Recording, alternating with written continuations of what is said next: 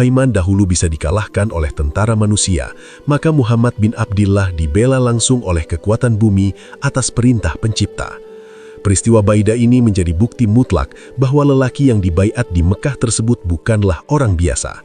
Dialah sosok yang dilindungi, dialah yang dinubuatkan oleh Rasulullah ratusan tahun yang lalu. Seketika itu juga peta kekuatan mulai bergeser. Orang-orang saleh dari seluruh penjuru dunia yang sebelumnya masih menanti bukti, kini tidak lagi ragu.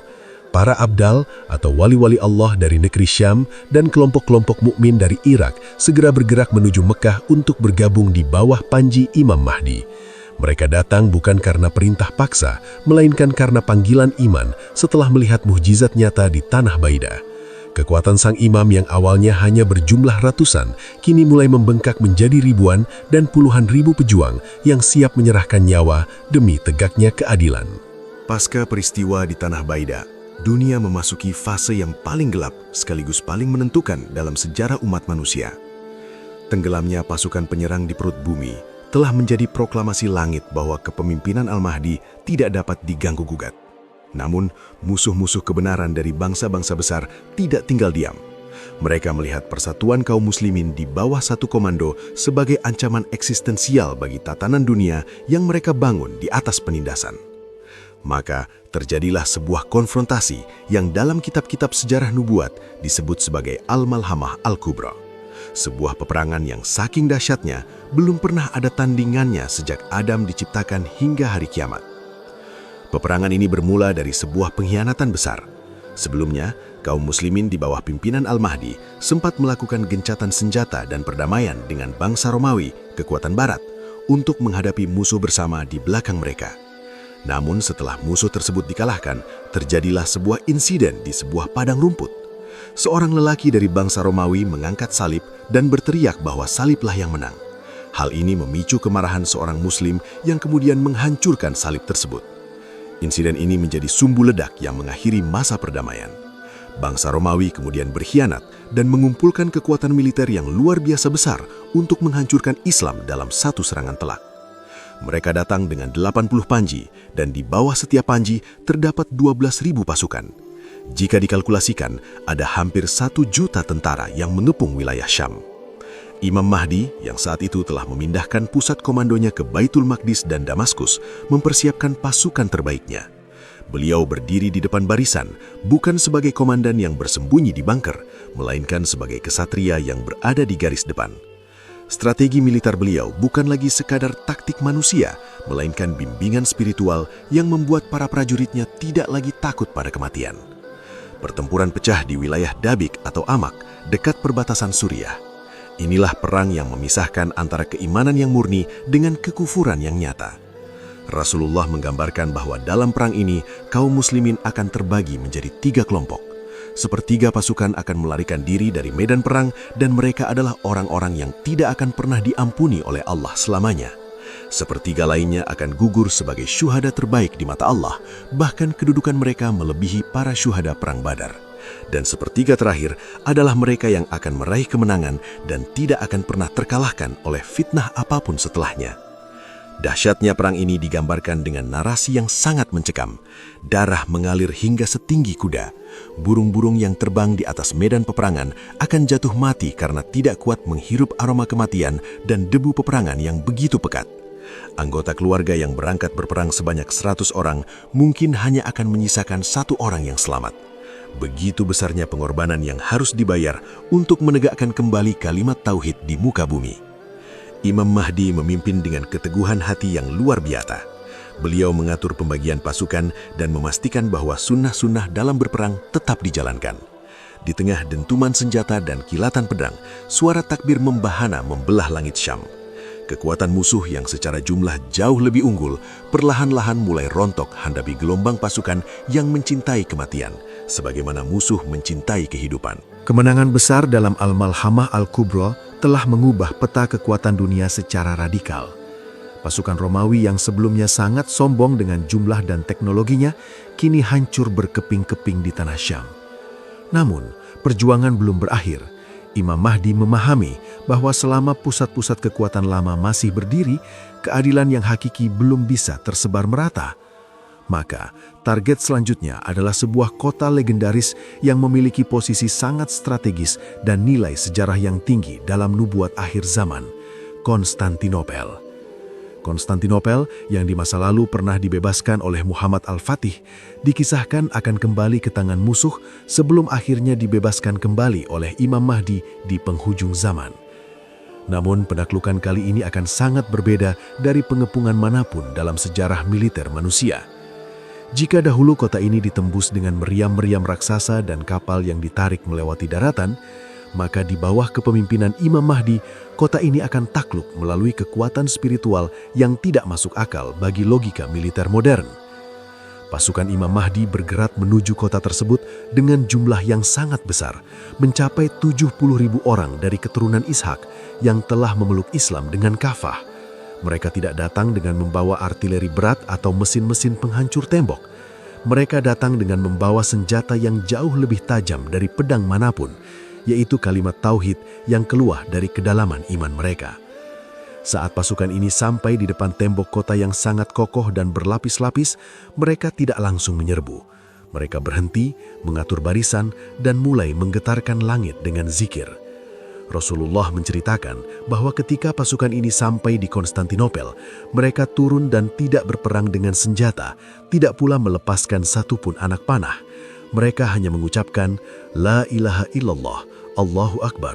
Maka seketika itu juga, sisi tembok kota yang berada di daratan runtuh. Mereka mengucapkannya untuk kedua kalinya, La ilaha illallah, Allahu Akbar. Maka sisi tembok yang berada di laut pun roboh. Dan ketika mereka mengucapkannya untuk ketiga kalinya, La ilaha illallah, Allahu Akbar, terbukalah jalan bagi mereka, dan mereka pun memasuki kota tersebut dengan penuh kemenangan. Peristiwa ini adalah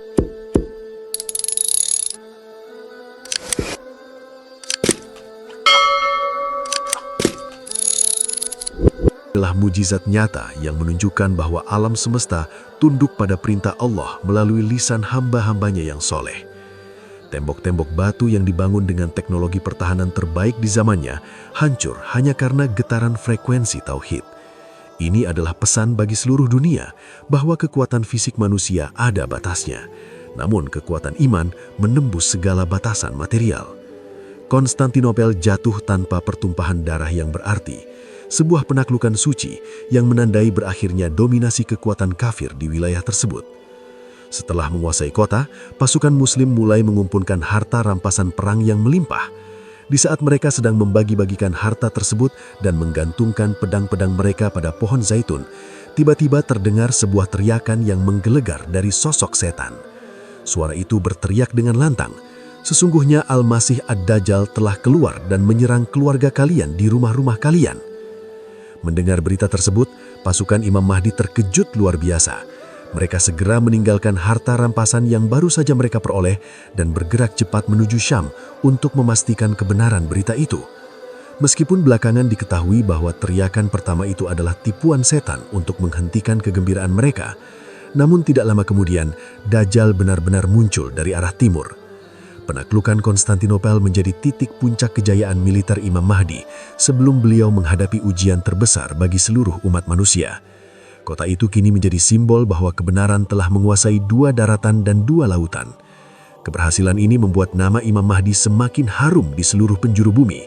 Namun di balik cakrawala, sebuah kegelapan yang paling pekat sedang bersiap untuk keluar dan menantang cahaya keadilan yang sedang dibangun oleh sang imam. Masa kedamaian yang singkat ini hanyalah jeda sebelum badai fitnah Dajjal menerjang dunia. Kemenangan gemilang di Konstantinopel yang diraih hanya dengan pekik takbir menjadi puncak kejayaan militer kaum muslimin di bawah panji Imam Mahdi. Namun, sejarah dunia tidak berakhir di sana. Sebagaimana fajar yang menyingsing seringkali didahului oleh kegelapan yang paling pekat, kemunculan keadilan Mahdi memicu keluarnya musuh terbesar umat manusia sejak zaman Adam hingga hari kiamat. Saat pasukan Muslim sedang merapikan barisan dan menata kembali dunia yang hancur pasca perang, sosok yang paling dikhawatirkan oleh seluruh nabi pun muncul ke permukaan bumi. Al-Masih Ad-Dajjal. Dajjal muncul dari sebuah tempat di arah timur, tepatnya di antara wilayah Syam dan Irak. Kemunculannya bukan sebagai pemimpin biasa, melainkan sebagai fitnah berjalan yang membawa surga dan neraka palsu. Dajjal datang dengan kekuatan sihir yang luar biasa, mampu memerintahkan langit untuk menurunkan hujan dan memerintahkan bumi untuk mengeluarkan harta karunnya. Hal ini menjadi ujian iman yang sangat berat, karena sebelum kemunculannya, dunia telah dilanda kekeringan hebat selama 3 tahun. Masyarakat yang lapar dan haus akan sangat mudah tertipu oleh roti dan air yang ditawarkan oleh sang pendusta bermata satu ini. Salah satu fakta yang paling mengejutkan dalam nubuat ini adalah mengenai para pengikut setianya. Rasulullah memberikan informasi yang sangat spesifik bahwa Dajjal akan diikuti oleh 70.000 orang Yahudi dari wilayah Asfahan, sebuah kota di wilayah Iran saat ini.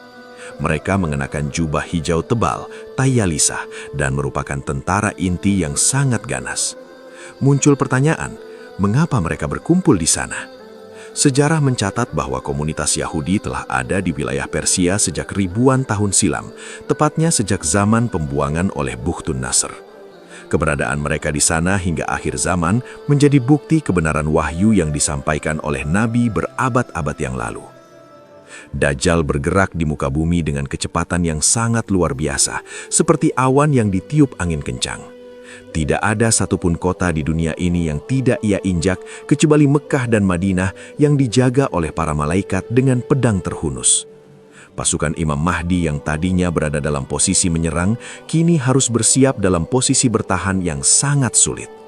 Mereka menghadapi lawan yang tidak hanya mengandalkan kekuatan fisik, tetapi juga manipulasi mental dan spiritual.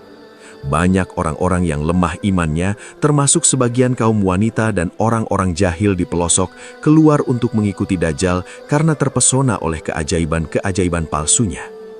Imam Mahdi segera mengumpulkan pasukannya dan mundur menuju wilayah Syam, khususnya ke arah Baitul Maqdis dan Gunung Tur. Situasi saat itu sangat mencekam. Dajjal mengepung kaum muslimin hingga mereka berada dalam kondisi yang sangat terjepit. Kelaparan merajalela di kem-kem pengungsian muslim. Saking dahsyatnya pengepungan itu, Rasulullah menggambarkan bahwa satu kepala sapi di masa itu nilainya jauh lebih berharga daripada emas dan harta benda lainnya, karena makanan menjadi barang yang sangat langka.